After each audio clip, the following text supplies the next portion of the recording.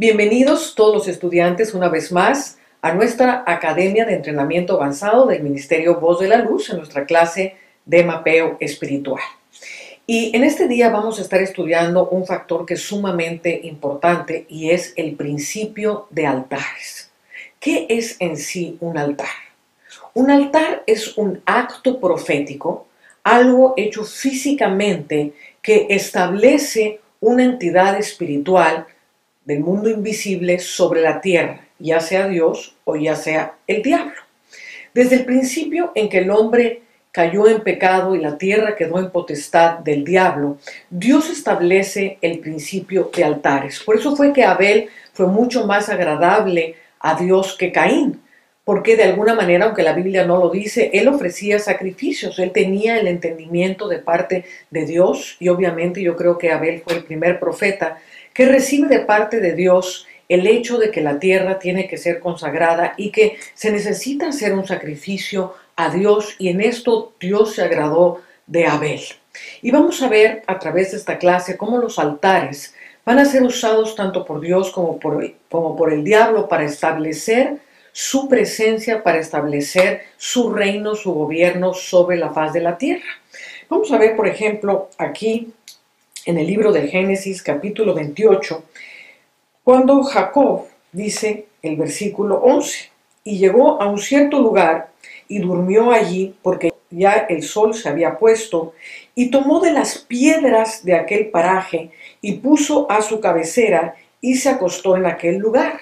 Quiero que note que no escogió una piedra y la puso para reposar su cabeza, sino que dice que tomó piedras y las puso a su cabecera. Quiere decir que detrás de él puso una serie de piedras, y yo creo en mi ser interior que él estaba edificando un altar porque conocía el principio de los altares y Dios se lo había revelado de alguna manera. Y dice que se recostó en aquel lugar y soñó. Y he aquí una escalera que estaba apoyada en tierra, y su extremo tocaba en el cielo, y he aquí ángeles de Dios que subían y descendían por ella. Y he aquí Jehová estaba en lo alto de ella, el cual dijo: Yo soy Jehová, el Dios de Abraham, tu padre, y el Dios de Isaac. La tierra en que estás acostado te la daré a ti y a tu descendencia. Y aquí vemos cómo Dios va a tomar estas piedras, amén, y a partir de ahí Él va a establecer esa tierra. Entonces aquí en una forma intuitiva, Isaac está estableciendo un altar que conecta la presencia de su persona, que conecta la presencia de Dios con la tierra, y se va a abrir una puerta en el cielo a través del cual estos ángeles suben y bajen. Y vamos a ver a lo largo de la escritura y a lo largo de esta enseñanza cómo el establecimiento de altares va a abrir puertas espirituales en los cielos y también va a abrir puertas espirituales en el segundo cielo. Entonces tanto Dios como el diablo van a estar estableciendo estos altares, y para nosotros va a ser sumamente importante. Y vamos a ver cómo hay una cantidad de leyes que aún siguen vigentes. Vamos a entender cuáles son las leyes para poner los altares, cuáles son las leyes territoriales. Y una de las cosas que Dios está tocando en mi espíritu en este momento mientras estamos iniciando esta clase, es que más allá de la importancia de poner un altar de piedras, en el Antiguo Testamento se ponían 12 piedras, hay una serie de leyes acerca de cómo establecer un altar. El poner un altar primeramente tiene que ver con nosotros mismos. Cuando Jesús derrama su sangre, la derrama sobre un altar y la derrama sobre el monte de la calavera, que representa la naturaleza caída de todos nosotros. Y nosotros somos esas piedras vivas, somos el altar de Dios sobre el cual Jesucristo derrama su sangre para establecer una vez más los cielos y la tierra que el hombre perdió en el jardín del Edén. Entonces, mucho más importante que aprender a hacer un altar físico, nosotros tenemos que ser ese altar de Dios. Nosotros tenemos que ser ese sacrificio vivo que va a establecer la presencia de Dios sobre la tierra. Porque al estar hablando de cosas proféticas, para ser proféticos nosotros tenemos que ser el primer conducto que une los cielos y la tierra. Y entonces cuando pongamos las piedras y levantemos un altar a Dios. Y no solamente van a ser piedras, cuando hablamos de cosas proféticas, vamos muchas veces a poner una Biblia o poner cualquier otra cosa que el Señor nos dirija a hacer, porque en materia de lo profético nosotros tenemos que ser dirigidos por el Espíritu Santo de Dios, si no estamos cayendo en una mecánica y en una cosa ritualista, y el reino de Dios no se trata de hacer rituales. El reino de Dios es un reino vivo, es un reino profético, es un reino en el cual Dios sabe cómo establecer su presencia en cada lugar, en cada parte, en cada territorio. Pero para eso necesita gente profética. Y quiero leerles una palabra cuando Dios decide restablecer el templo. El templo había sido derribado y Dios lo va a restablecer después del cautiverio babilónico, y va a levantar a Zorobabel, va a levantar a Esdras, a Nehemías y a Ciro, rey de Persia, para edificar el templo y restaurarlo. Entonces, esto nos habla también de una verdad profética en la cual nosotros somos restaurados como el templo del Dios viviente. Y una vez que obtuvieron todas las cosas para reedificar el templo, dice la Escritura en Esdras capítulo 6, versículo 3, dice: en el año primero del rey de Ciro, el mismo rey Ciro dio orden acerca de la casa de Dios, la cual estaba en Jerusalén, para que fuese la casa reedificada como lugar para ofrecer sacrificios, y que sus paredes fuesen firmes, su altura de 60 codos y de 60 codos su anchura, y 3 hileras de piedras grandes y una de madera nueva, y que el gasto sea pagado por el tesoro del rey. Y aquí vemos un fundamento muy importante. Para que el templo fuese templo, necesitaba necesariamente tener un altar de sacrificio. No solamente se necesitaba una casa, un edificio, porque cualquier casa o cualquier edificio no necesariamente es un templo de Dios. Para que nosotros seamos el templo de Dios que une los cielos y la tierra, necesitamos establecer en nuestros propios corazones el altar del Dios vivo. Necesitamos nosotros ser ese sacrificio vivo puesto a los pies de Cristo Jesús, en el cual Cristo se va edificando en nosotros, para que cuando nosotros operemos como profetas de Dios, como gentes de entendimiento, para establecer su presencia en la tierra, sea Cristo en nosotros, el sacrificio de nuestro altar, el que establezca en el mundo físico lo que primero fue establecido en el mundo espiritual. Así que vamos a abrir nuestro entendimiento y vamos a escuchar lo que Dios tiene para nosotros en esta clase, Principio de Altares. Vamos a ver el video. Para tomar una ciudad necesitamos entender varias cosas. Todo buen general de guerra debe conocer a su enemigo, debe conocer el terreno de la batalla. No es inteligente ir contra un enemigo desconocido, en un terreno desconocido. Entonces Dios quiere adiestrar a su ejército y Él dice: harás la guerra con inteligencia. Entonces hoy vamos a aprender algunos principios en los cuales Dios va a abrir nuestro entendimiento para saber qué está sucediendo en nuestra ciudad y cómo podemos conquistarla para Cristo. Pues quiero que abra su Biblia en el libro de Apocalipsis, capítulo 17. En este capítulo está hablando del juicio de Babilonia, de la gran ramera. Y los que conocen la historia saben que es una gran mujer sentada sobre muchas aguas, sobre una bestia.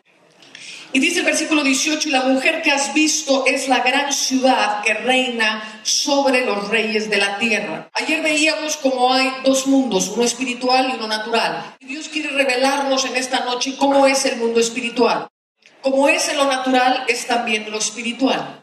Jesús usó símbolos y cosas terrenales para apuntar a cosas celestiales. Luego, el primer principio es que las cosas que se ven apuntan a las cosas que no se ven. Y aquí estamos viendo que la Biblia habla de una ciudad que reina sobre todos los reyes de la tierra. Esto significa que en el mundo espiritual hay una ciudad. En el mundo natural no hay una ciudad que reine sobre todos los reyes de la tierra. Y obviamente esta mujer es un símbolo espiritual. Entonces, en el mundo espiritual hay una ciudad llamada Babilonia. Y esta ciudad gobierna todos los gobiernos terrenales. Y la forma como gobierna es estableciendo ciudades espirituales. Luego, sobre cada ciudad natural existe una ciudad espiritual. Cuando hablamos del concepto de ciudades, tiene que ver con gobierno espiritual. En la Biblia, cuando la Biblia menciona la palabra ciudad, tiene que ver con asientos de gobierno. En una ciudad se encontraban localizados los asientos más importantes de la economía, de la religión y del gobierno. Aleluya. Amén. Entonces vamos a ver cómo es que el diablo establece una ciudad espiritual sobre nuestras ciudades naturales. Dios es un Dios de leyes. Dios establece diversas formas de leyes. Y todas estas leyes le sirven a Dios para gobernar el universo. Cuando Dios estableció al hombre, le dio leyes. Cuando Dios creó el universo, lo creó por medio de leyes. Y le dio leyes al universo para funcionar. Toda ley que Dios envía permite el perfecto funcionamiento de aquello que legisla. Entonces, cuando Dios crea el universo, va a crear leyes. Hay leyes físicas. La Tierra está rotando alrededor del Sol. Todos los planetas del sistema solar giran alrededor del Sol. Estamos aquí parados porque hay una ley de gravedad. Amén. Amén. Luego, los que saben de física entienden una serie de leyes. Y si estas leyes se cambian, entonces el universo se quebraría su funcionamiento. Esto mismo sucede cuando Dios le da leyes de comportamiento al hombre. Si salimos de esas leyes, ocasionamos un caos. Amén. Y donde está el caos, se establecen las tinieblas. Por eso dice que en el principio la tierra estaba desordenada y vacía. El caos gobernaba sobre la faz del abismo y las tinieblas cubrían la tierra. Donde quiera que hay desorden de estas leyes, las tinieblas se establecen. Luego Dios entiende de leyes y el diablo entiende de leyes. Porque el diablo sabe cómo Dios funciona. El diablo es ilimitador de Dios. La Biblia dice que él quiere sentarse como Dios en su santo monte. El anhelo del diablo es ser como Dios. El diablo no es un inventor, el diablo es un copión. ¿Amén? Las leyes que el diablo usa para regir el mundo espiritual de las tinieblas no son otra cosa sino las leyes de Dios pervertidas por el diablo. El diablo no inventó cómo funciona el mundo espiritual, lo inventó Dios. Si el diablo diseñó una ciudad que gobierna sobre las ciudades de la tierra, es porque Dios tiene una ciudad celestial que está allá en medio de nosotros. Entonces, Dios tiene diversos tipos de leyes y este tipo de leyes se aplica a las diversas cosas para las cuales fueron creadas. Las leyes físicas se aplican a la tierra, las leyes religiosas se aplican a la iglesia. Cada familia tiene sus leyes. Yo no puedo llegar a tu casa y decir tus hijos se acuestan a las 9. Tú dices cuándo se acuestan los niños. Cada cabeza de familia tiene sus leyes. El país tiene leyes, pero la ley del país no te puede decir cómo gobernar tu casa. El presidente de la república no puede decirle a tu esposa a dónde puede ir y a dónde no puede ir, porque los límites de su legislatura no entran en los límites de su casa. ¿Entiendes el principio? El problema de la iglesia es que hemos hecho una confusión de leyes. Y una de las leyes más importantes que Dios establece es la ley territorial. Dios es un Dios de territorios. Dios entregó la tierra a Josué por límites. Y de esta misma manera el diablo ha establecido territorios en la tierra por límites. Ayer vimos cómo los animales marcan su territorio. Tú y yo somos seres territoriales. Cuando compras una propiedad, la compras por límites. Y las leyes de la propiedad son leyes diferentes a las leyes de la educación pública. Las leyes de la territorialidad son diferentes a las leyes que rigen el crimen. Podemos ver esto con claridad. El principio de territorialidad está establecido todo lo largo de la Biblia. El Señor dice, pedidme y os daré por herencia las naciones. Luego, Dios quiere entregarnos territorios. Jesús vino a la tierra para conquistar el territorio de la tierra. Él fue manifestado para deshacer las obras del diablo. Dios quiere que tú y yo gobernemos nuestras naciones. Esto no quiere decir que dejes el pastorado y te vuelvas político. aunque queremos que haya gobernantes cristianos. Prefieren tener un gobernante cristiano que uno masone. Amén. Pero como la iglesia tiene confundidas las leyes, no sé cómo será en Italia, pero en México los pastores le prohíben a la gente que se involucre en la política.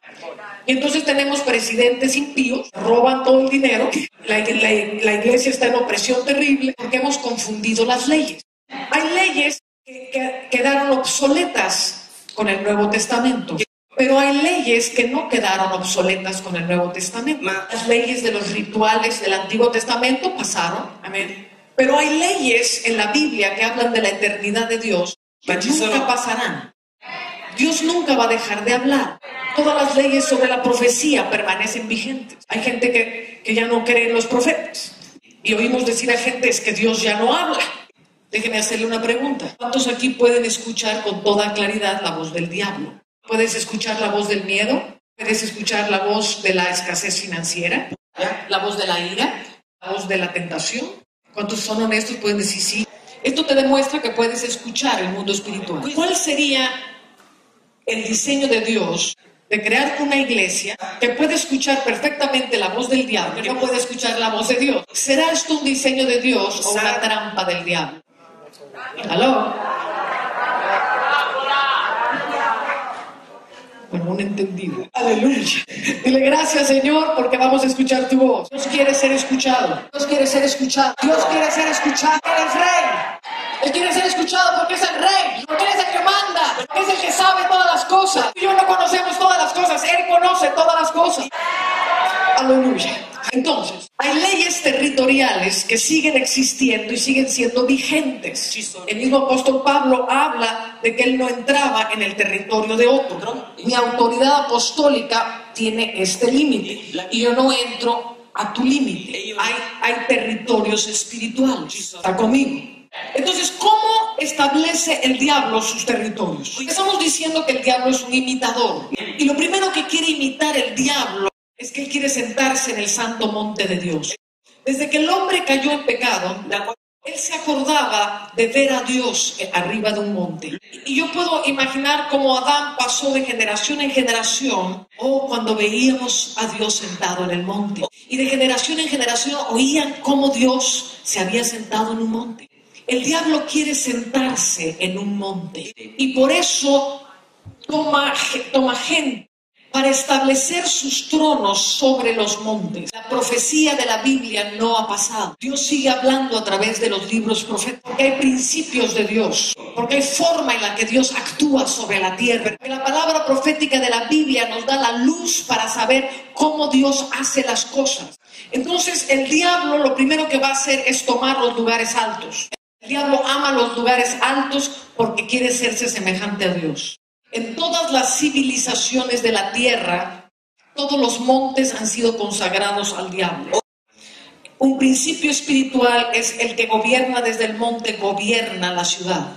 Por eso dice Isaías 2:2, en los postreros tiempos, el monte de Dios se establecerá sobre todos los montes. Cuando hablamos de montes, hablamos de autoridad. El mismo Dios le dice al profeta Ezequiel, profetiza a los montes. ¿Serán importantes los montes? Si somos demasiado cerrados en nuestro entendimiento, vamos a ver piedras y tierra y nieve. Pero hay mucho más en un monte que tierra, piedras y nieve. Todos los satanistas del mundo, todos los lamas, la gente del mundo del ocultismo, entienden perfectamente el principio de los montes. La gran mayoría de los grandes satanistas del mundo han sido alpinistas. Ahora voy a hacer un paréntesis porque muchos de ustedes no me conocen, no saben de dónde yo vengo. Yo conocí a Jesús a los 18 años. Jesús vino y se apareció en mi recámara. Y me dijo, vengo a decirte que soy tu Señor y que me vas a conocer en su debido tiempo. Y desapareció el Señor. Y yo empecé a buscar al Señor con todo mi corazón. No había escuchado otra cosa más que una religión católica en mi país, así que yo iba a misa todos los días. Estaba desesperada por volverme a encontrar con Jesús. Comulgaba todos los días.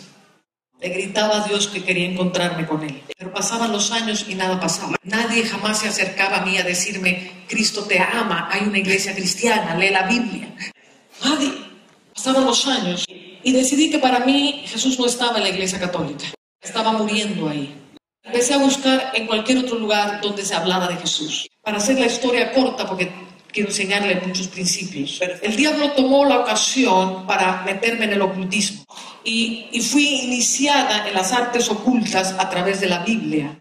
El satanista que me inició abrió la Biblia en Juan capítulo 3. Y me dijo, si quieres encontrarte con Jesús, tienes que morir y nacer de nuevo. Y en esa forma entrarás al reino de los cielos, está escrito. Cuando yo vi la Biblia, sentí que era verdad, pero no tenía quien me guiara. Así que fui entregada a los poderes de la muerte, con la idea de nacer de nuevo. En contrario a esto, me encontré tremendamente endemoniada después de esta ceremonia. Y ahí empezó un camino cuesta abajo, en la cual me adentré profundamente en los caminos del oculto. Y empecé a entender y a comprender muchas cosas que el diablo hacía. Un día me encontré con que el diablo no era todopoderoso. Un día me encontré con que el diablo había cosas que no podía hacer. Un día me encontré con que el diablo había gente que no podía tocar. Aleluya. Y tuve la mala idea de confrontar al diablo. Y le dije, eres un mentiroso. Tú dices que tienes todo el poder, pero no lo tienes. Ahí cambió mi destino y empezó a enviarme un ejército de tormentadores para matarme. Cuando yo recibí a Cristo, la conversión fue radical. Tuve un encuentro tan maravilloso con Dios, como Pablo en el camino de Damasco. La gloria de Dios descendió en mi cuarto de hospital a través de un pastor que vino a hablarme de Dios. Y por 12 horas la gloria de Dios llenó mi cuarto. Ahí me entregué a Jesús. El Señor me sanó completamente, me liberó completamente. Y después de esas 12 horas, literalmente era yo otra persona. Ahora sí viene la gloria de Dios. Gloria a Dios.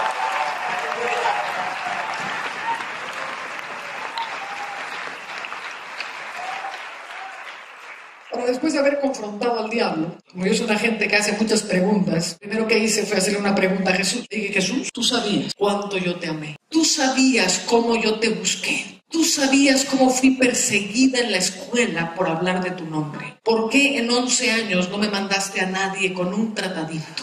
¿Por qué se te buscaba con tanta hambre? Dejaste que cayera en las garras del diablo. El diablo destruyó toda mi vida, destruyó mi familia, me dejó en la nada. Las cosas que yo viví en sus garras fueron tan horribles. Y yo no entendía por qué alguien que buscaba a Jesús, Dios me había dejado caer tan bajo. Y con una ternura maravillosa, Él me dijo, siempre estuve a tu lado. Pero era necesario que conocieras las profundidades del diablo para el llamado que tengo para tu vida. Me dijo, era necesario que conocieras las debilidades del diablo. Era necesario que tuvieses experiencia cara a cara con el diablo y que perdieras el miedo al diablo por la obra que yo te he de encomendar. Alabado sea el Señor. Toda la gloria a Dios. Vamos a dar la gloria a Dios. Amén. Aleluya. Ahora el diablo sabe que yo sé cuáles son sus debilidades. Aleluya. Y cuando yo me convertí a Dios, me convertí con tanta furia contra el diablo, porque me iba a pagar hasta la última que me había hecho. Y no solamente a mí, sino a cada habitante de mi país y de cada habitante del mundo. Porque si hay algo que yo no soporto, es el yugo del diablo sobre una persona. Jesús vino a deshacer las obras del diablo. Y Jesús sigue deshaciendo las obras del diablo. Aleluya. Aleluya. Hay gente que me dice, pero ¿por qué haces guerra espiritual? Podías tener un ministerio con miles de gentes que te siguieran. Escoges un ministerio controversial. Porque en mí están las marcas de cómo el diablo destruye al hombre. Y yo le dije, Jesús, mi vida está a tus pies hasta la muerte, para arrancar de esas garras a cuantas personas tú me lo permitas. Hago guerra espiritual porque el amor de Dios me consume por las naciones. Porque me preocupa más ver almas salvadas que tener popularidad. Porque me constriñe el dolor que Dios tiene en su corazón por las naciones. Por eso hago guerra espiritual. La guerra espiritual nace del profundo amor de Dios. El Hijo de Dios se hizo carne y murió. Y murió en esa forma tan cruel para deshacer las obras del diablo. Y yo quiero seguir los pasos de mi Jesús. Y si eso implica mi crucifixión, de buena gana me crucifico juntamente con Él, para que nazca dentro de mí el poder de su resurrección. cosas y ministerios que nacen de la religión, pero hay ministerios que nacen en lo profundo del corazón de Dios, de entender y de sufrir lo que pasa dentro del corazón de Dios. Y si algún día Dios te permite entrar dentro de su corazón, escuchar las cosas que Él escucha y ver las cosas que Él ve, te vas a volver un guerrero hasta la muerte. Porque no puedes ver y oír lo que sucede adentro de su corazón y seguir haciendo religión. Selah.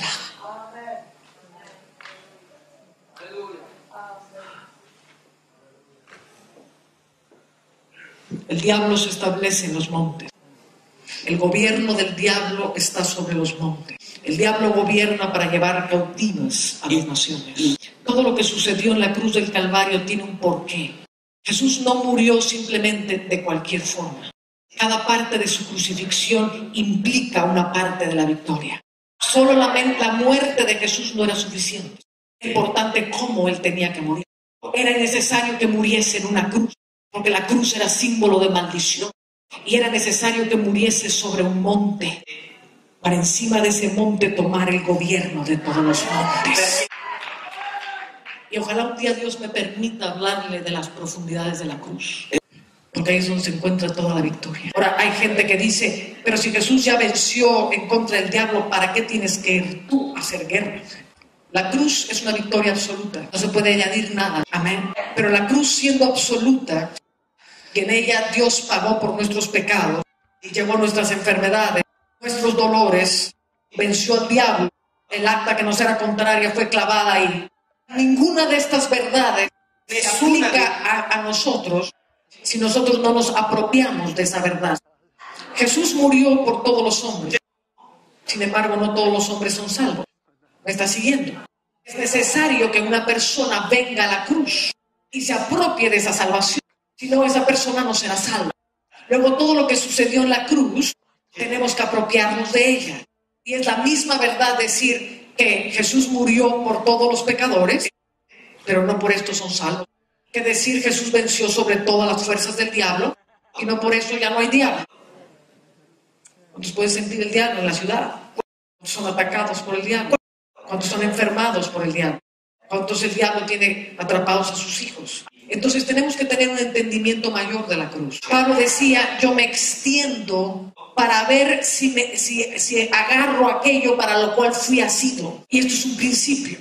Yo tengo que extenderme a la cruz para apropiarme de todo lo que hay en la cruz. La cruz no es automática sobre mi vida. La cruz se manifiesta sobre mi vida en la medida que yo me apropio de la cruz. Amén. Entonces dice la palabra de Dios en Efesios capítulo 3, que la multiforme sabiduría de Dios ha sido dada a conocer a los principados y a las potestades por la iglesia. Si yo entiendo bien mi Biblia, esto me dice a mí que los principados y las potestades tienen que oír de mí la victoria de la cruz. Amén. Dios no considera los principados y las potestades ajenos a nosotros. Ellos están gobernando mientras nosotros no derribemos sus gobiernos. Dios le entregó la tierra a Josué. Por eso la tierra era totalmente de ellos. No, estaba habitada. Y ellos tuvieron que pelear para poseer la promesa que había sido sobre ellos, para poseer la tierra. Ahora esto es una sombra y una figura de cómo tenemos que apropiarnos de nuestros territorios. Entonces el diablo edifica primeramente en los lugares altos. Y quiero leerle una palabra. Vamos a leer en Ezequiel 36. Oigo a alguien que pregunta en el espíritu y está diciendo, ¿cuáles serán las debilidades del diablo? Las debilidades del diablo, lo que el diablo no puede tocar es el amor. Puede tocar gente religiosa. El diablo puede destruir gente llena de Biblia, pero no puede tocar a alguien que está lleno del verdadero amor de Dios. Te contesto. Ti rispondo. Ezequiel 36. Por tanto, profetiza sobre la tierra de Israel y di a los montes y a los collados, y a los arroyos y a los valles. Así ha dicho Jehová el Señor: he aquí, en mi celo y en mi furor he hablado, por cuanto habéis llevado el oprobio de las naciones. Quiero que vea aquí como Dios sabe cómo los montes han sido manchados de iniquidad. y le habla al profeta Ezequiel y dice: profetiza a los montes, a los arroyos, a los valles, por cuanto han sido tomados por el diablo, y el oprobio de las naciones está sobre esas cosas. Está sobre montes, está sobre arroyos, está sobre valles y está sobre collados. El diablo tiene que demarcar su territorio. Cuando los celtas, que fueron de los primeros que entendieron estas cosas, ellos empezaban a invocar a los dioses, y los dioses les indicaban cuáles eran los centros de poder de la tierra. Después Platón le dio forma a esto y le llamó geometría. Geometría es la métrica de la tierra. Amén. Pero fue originariamente cómo medir la tierra para encontrar los centros de poder. Y los celtas y en todas las antiguas civilizaciones entendían estos principios y entonces demarcaban el territorio para una cierta potestad. Quiero que vea el entendimiento de la gente pagana. Quiero que lea en el segundo libro de Reyes, capítulo 17. Y aconteció al principio, cuando comenzaron a habitar allí, que no temiendo ellos a Jehová, envió Jehová contra ellos leones que los mataban. Dijeron pues al rey de Asiria: las gentes que tú trasladaste y pusiste en las ciudades de Samaria no conocen la ley del Dios de aquella tierra, y él ha echado leones en medio de ellos. Y he aquí que los leones los matan porque no conocen la ley del Dios de la tierra. ¿Se fijan? Ellos sabían perfectamente que si había leones comiéndose a la gente, esto no era un acto natural, sino que inmediatamente entendieron: si hay esta mortandad, es porque la gente que mandaste a la tierra de Samaria no entienden la ley del Dios de esa tierra y se los están comiendo los leones. El diablo y la gente pagana entienden principios territoriales. Ellos sabían que esa tierra no le pertenecía a los dioses asirios. Entonces, el diablo necesita delimitar su territorio. Lo primero que va a hacer es establecer su poder en los montes. Y en los montes se hacen terribles sacrificios de sangre. ¿Cuáles montes estamos hablando en Torino? Muy posiblemente la mayoría de los montes que rodean la ciudad. Uno terriblemente demoníaco me llamó la atención cuando llegué. Es uno en punta, ¿cómo se llama? Bombizo. Cuando empezamos a tomar la tierra de México, la Ciudad de México, eso nos dijo: es necesario que tomes los montes alrededor de la ciudad. Así que hicimos unas banderas gloriosísimas y subimos a todos los montes en los 4 puntos cardinales de México y pusimos y declaramos que los montes eran para Dios. En el monte más alto que mira sobre la Ciudad de México, abajo de la cima encontramos 39 sepulturas de sacrificios humanos, con todo tipo de símbolos satánicos, con flechas que apuntaban hacia México. Muchas veces gente me dice: ¿por qué tienes que subir a los montes? ¿Qué si oras desde tu casa Dios no oye? Dios es espíritu. Yo le hago una pregunta: ¿por qué se acuerda aquella guerra en que Moisés levantaba las manos y Aarón y Urs le sostenían las manos? Y mientras tenía los brazos en alto, Josué ganaba la guerra abajo. Ahora, Moisés tenía más de 80 años. ¿Por qué Dios le dijo: súbete a lo alto del monte y levanta las manos en lo alto del monte? Y hizo que el viejito de 80 años subiese al monte. Si no era importante subir al monte, que el viejito tiene que hacer semejante esfuerzo. Dice el Salmo 52, qué hermosos son los pies sobre los montes de los que llevan el evangelio. No dice que hermosos son en el valle, dice que hermosos son los pies. Así que están ustedes viendo los pies hermosos. Son hermosos los pies. Alabado sea el Señor. Aleluya.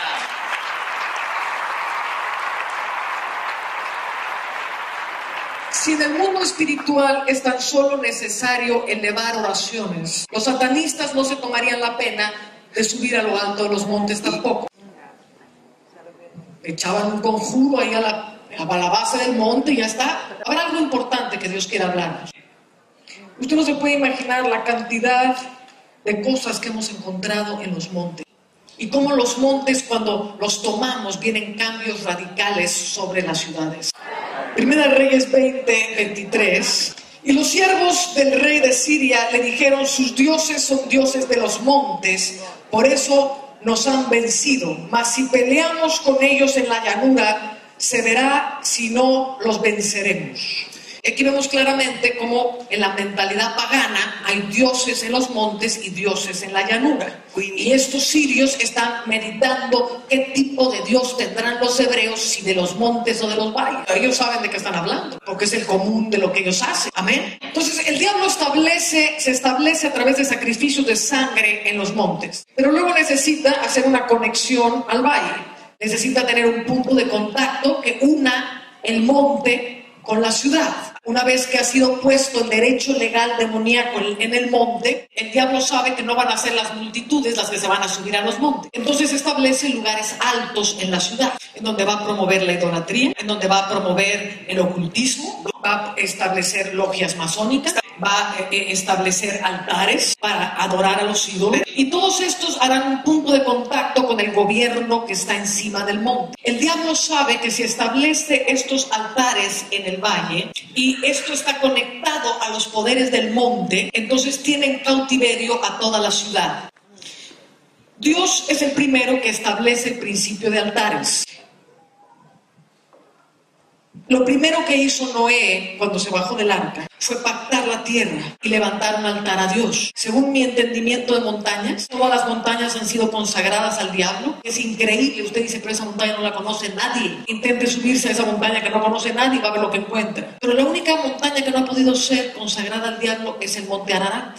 Y curiosamente ahí es donde Noé consagró la tierra a Dios. Los altares son derechos legales territoriales que le permiten a una potestad superior obrar sobre la tierra. Este principio no lo inventó el diablo, lo inventó Dios. Y quiero que venga conmigo a Isaías 19. En aquel tiempo habrá altar para Jehová en medio de la tierra de Egipto, y monumento a Jehová junto a su frontera. Y será por señal y por testimonio a Jehová de los ejércitos en la tierra de Egipto, porque clamarán a Jehová a causa de sus opresores, y él les enviará salvador y príncipe que los libre. Fíjese cómo Dios mismo habla de este principio de altares. Está hablando de un país pagano. Dice, habrá un altar, y en ese altar será levantado mi nombre, y pedirán libertador en contra de sus opresores, y yo mandaré libertador.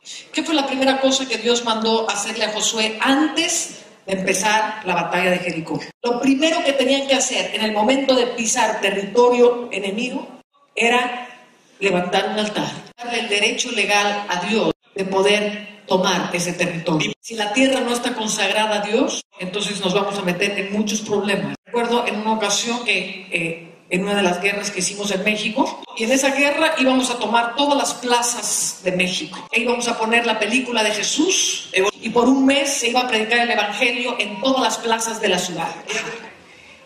Y entonces llegamos a la plaza central y el Señor me dijo, cuidado con lo que vas a hacer aquí, porque se están organizando los brujos mexicas. Y yo no tengo altar en esta plaza, no tengo derecho legal. Entonces me dijo, ve y consigue 12 piedras grandes y levántame un altar en la plaza central. Entonces a las 2, 3 de la mañana tomamos un pico, cemento, piedras y entramos a la plaza central, en un rincón ahí que vimos que era propicio.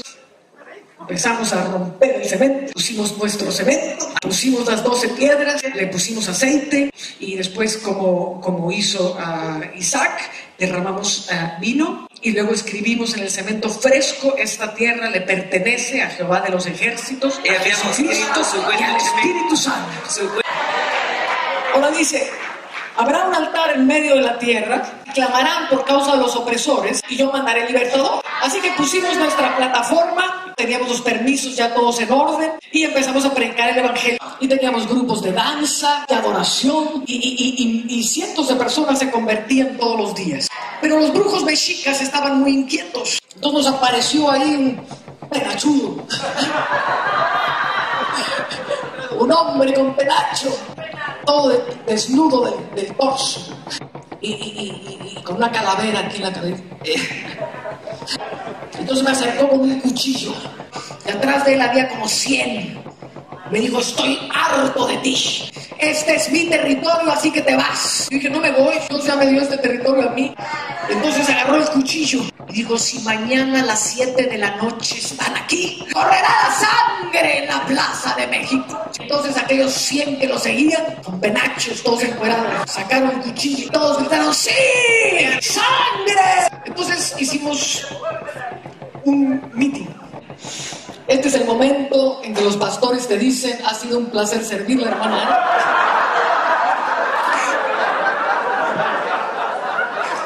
Y entonces decidimos oír la voz de Dios. Y dije, Señor, yo no quiero arriesgar al pueblo.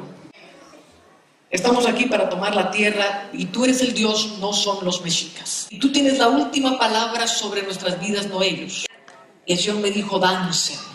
Y trae todos los niños que dancen, porque mañana no será tocado un solo cabello de vuestras cabezas. Me dijo, yo te entregué la tierra, tengo altar en la tierra. Entonces juntamos al equipo, así dice el Señor, si alguien se quiere retirar, lo disculpamos. Pero los que creemos a Jehová nos quedamos, porque Dios nos ha entregado la tierra y no nos movemos por la voz del diablo. Entonces llegó el día siguiente y los mexicas quedaron sorprendidos de la cantidad de mujeres y niños que danzaban. Y todos parecíamos más contentos que antes. Entonces empezaron a rodearnos y miraban el reloj. Y entonces sacaban las navajas y decían 7:15. Y nosotros alabábamos a Jehová. Empezaron a cerrar filas. Ya estaban cerquita de nosotros. Yo ya veía el grillo de la navaja. Cuando el jefe de los mexicas gritó, ¡ahora corre la sangre! Y nosotros gritamos, ¡gloria a Jehová! Pero en eso se oyó un tercer grito. Y dijo, ¡alto ahí! Y todos los mexicas se quedaron. Y aparece un hombre trajeado. Vengo del parte del gobierno a suspender todo este asunto. Todo el mundo se va para sus casas. Entonces yo miré al hombre y dije, lo siento mucho, señor, pero si usted viene del gobierno, contésteme esta pregunta. ¿La soberanía de la nación mexicana depende de las leyes de esta nación o de un grupo de rebeldes que quieren derramar sangre? Dije, porque aquí tengo un permiso con el sello de gobernación. Dice que nosotros podemos predicar el evangelio durante un mes en esta plaza. Así que yo le suplico que ejerza la autoridad sobre nuestro permiso. Entonces lo leyó. Y se volvió hacia los mexicas. Y todos ustedes se van de aquí, porque los cristianos se quedan a predicar por un mes. Porque creen que no lo puede predicar por un mes. Entonces, se les inflamó el hígado a todos. Y nosotros cantábamos. Y entonces nuestro predicador predicaba el evangelio. Y la gente se amontonaba. Como ya había el rumor de la sangre, la gente curiosa quiere ir a ver cómo se mueren los cristianos. Estaba aquello lleno de gente. Y todos se quedaron a oír la palabra del evangelio. ¡Oh, aleluya! ¡Aleluya! Entonces el predicador hace el llamado. Yo estoy así en la plataforma, así atrás. Y oigo un llanto.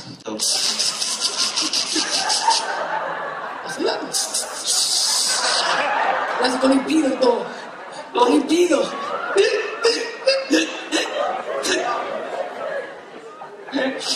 Y yo digo, ¿qué es este llanto? Y pasó. ¿Y qué veo? El jefe de los mexicas, arrodillado, llorando. Y yo lo veo. Y digo, ¿qué haces ahí? Y me dice, yo era cristiano. Y salí de rebelde de la iglesia. Y me dediqué a servir al diablo. Pero esta noche el Espíritu Santo me da convicción de pecado. Y yo quiero entregarle mi vida a Jesucristo. Y atrás de él, como otros 30, 40, tiraron al altar. Jesús, ven a nuestras vidas. Jesús, ven a nuestras vidas. Aleluya. Aleluya. Habrá altar. Habrá un altar en la tierra. Y clamarán a Dios por causa de la opresión. Yo enviaré al libertador que los liberte. El diablo establece sus altares a través de monumentos, a través de altares religiosos, a través de crucifijos. Usted se va a encontrar muchas veces cruces en los montes. Esto no tiene nada que ver con el cristianismo. Esto es una tradición celta que significa que la tierra es tomada norte, sur, este y oeste. El diablo quiere ver a Jesucristo crucificado, pero Dios lo exaltó. Toda la diestra del Padre, lo resucitó de los muertos, echó al diablo, está sentado sobre toda autoridad en las alturas. El diablo lo pone crucificado en los lugares. Y esto es porque es una proclamación profética del diablo. El diablo también tiene sus profetas que están declarando que Jesucristo está muerto. Jesucristo no está muerto, Jesucristo está vivo. Jesucristo no está muerto.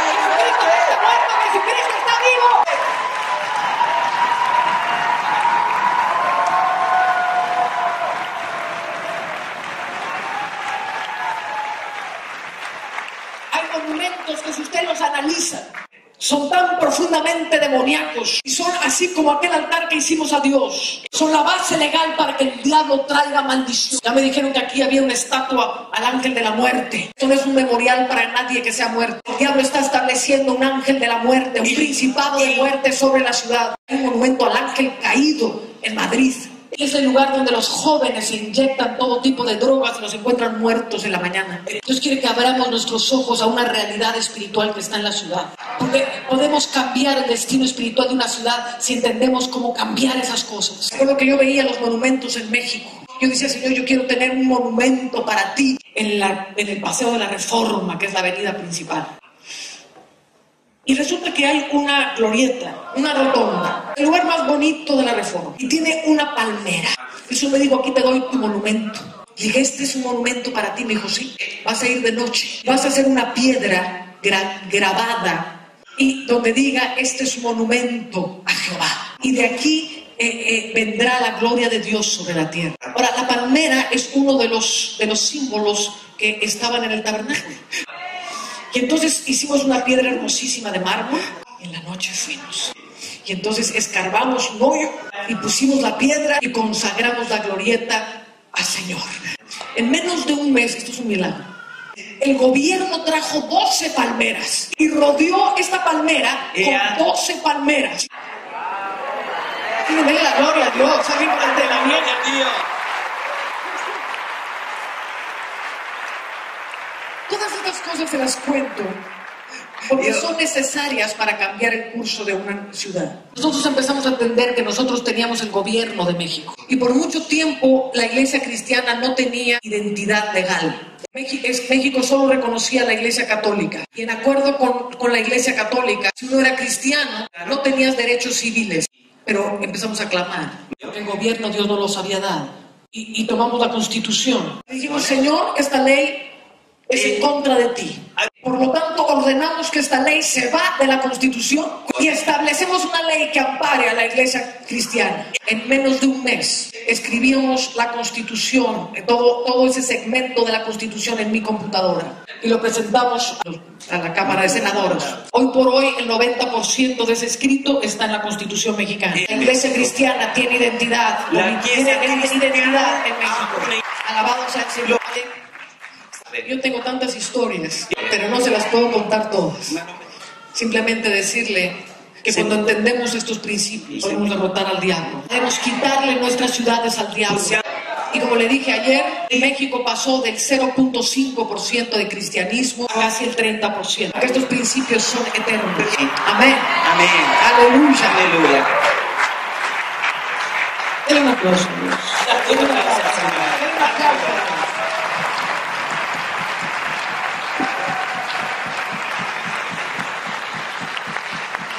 Ahora quiero que le diga a Dios, abre mis ojos, Señor, para ver mi ciudad en una forma diferente, para ver las cosas que estorban tu reino en esta ciudad. Y abre nuestro oído para saber las estrategias de cómo cambiarlas. Danos una unidad en la iglesia, que un ejército pueda ser levantado con entendimiento y en orden. Amén. Amén. Un cautiverio por el diablo. La tensión que sentíamos fue quebrada por la presencia de Dios, la cual se manifestó con un bellísimo arco iris. Se ha sanado este monte y se ha destruido todo poder engendrador de demonios en el nombre poderoso de Cristo Jesús. Estamos subiendo ahora. Estamos subiendo. Así está.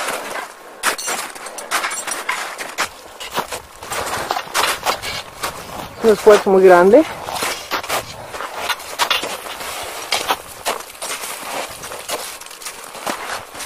La meta es alcanzar esta cornisa que se ve al fondo y de ahí subiremos a la cima.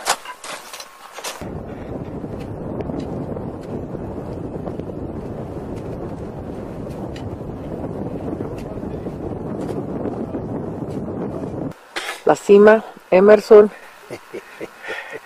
Pequitos, bola. Ellos, los más altos de México y del Perú, como son el Pico de Orizaba y el Huascarán. El Señor nos entrenó en tremendas paredes de roca, en medio de fuertes tempestades, tormentas eléctricas, temblores en las altas montañas. Esto requirió un entrenamiento intensivo en el que tuvimos que escalar 13 picos, además de una impactante experiencia en la que Dios nos entregó las alturas del Perú en una batalla que desató 11 avalanchas alrededor nuestro.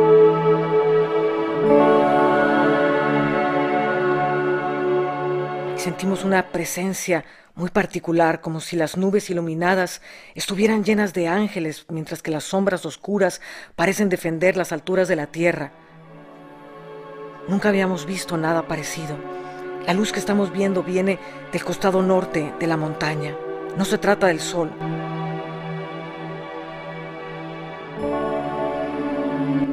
Dios está mostrándonos el mundo espiritual y sentimos una presencia gloriosa esta mañana.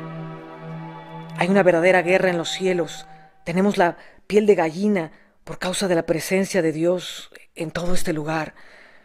Como si Dios se estuviera sentando en las alturas de la tierra para gobernar y para vencer.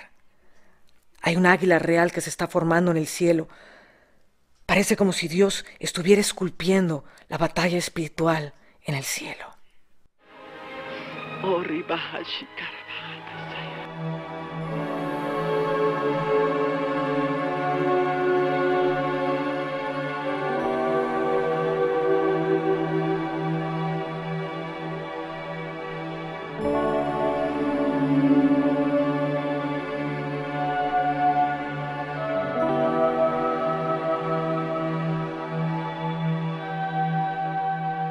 Un águila real se ha formado sobre los cielos.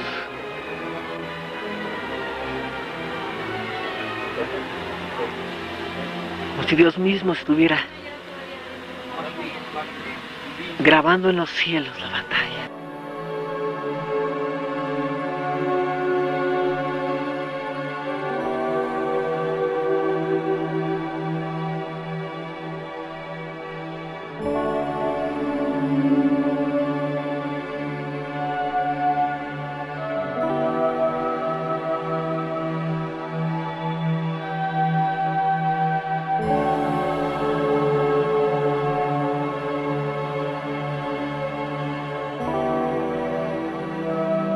La gloria de Dios lo llenaba todo.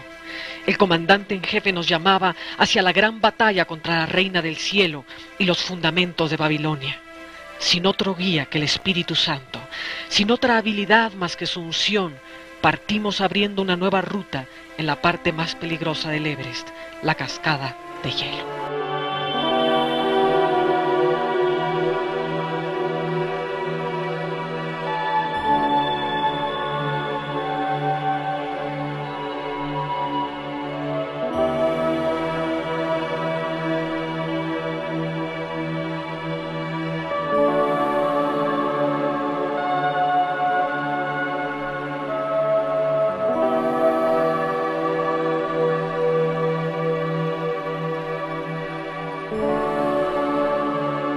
Eso, así. Ahí.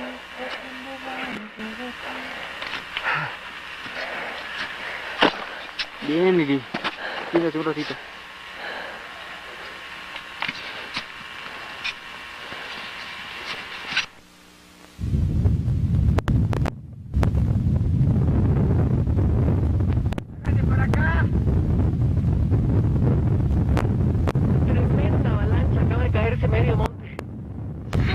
Rasgamos este velo de tinieblas, Señor, y decretamos que ellos vienen a la luz en el nombre de Cristo Jesús. Levantado una bandera en un monte alto. Tú traerías los instrumentos de tu ira, Señor, de lejanas tierras, y los instrumentos de tu ira de los postreros de los cielos. Padre, decretamos proféticamente este lugar, y decretamos este monte como el monte de Sión. Ponemos esta vara como símbolo de la vara de Aarón que reverdeció en el nombre de Jesús. Ponemos este talit, Señor, como símbolo de la autoridad divina de Jehová de los ejércitos para consagrar este monte.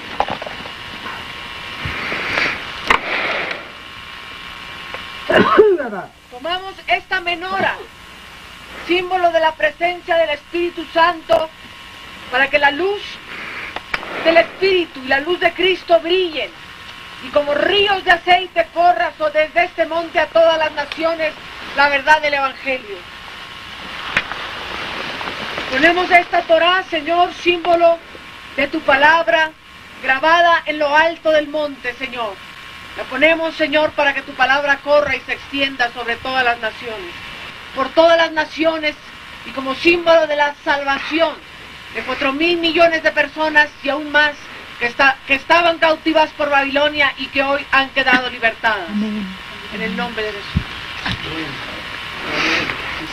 Bandera, establecemos el nombre de Dios, el verbo de Dios, Rey de Reyes y Señor de Señores, Yeshua HaMashiach, Ruach HaKodesh.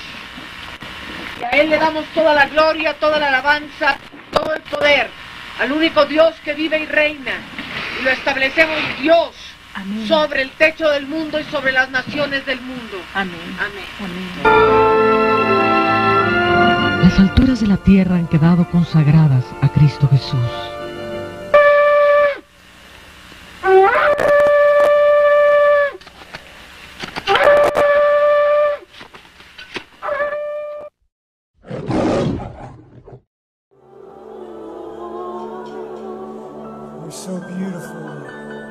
Eres tan hermoso, Señor. Eres tan glorioso. Te adoramos, Jesús. Te adoramos, Jesús. Te adoro, Jesús.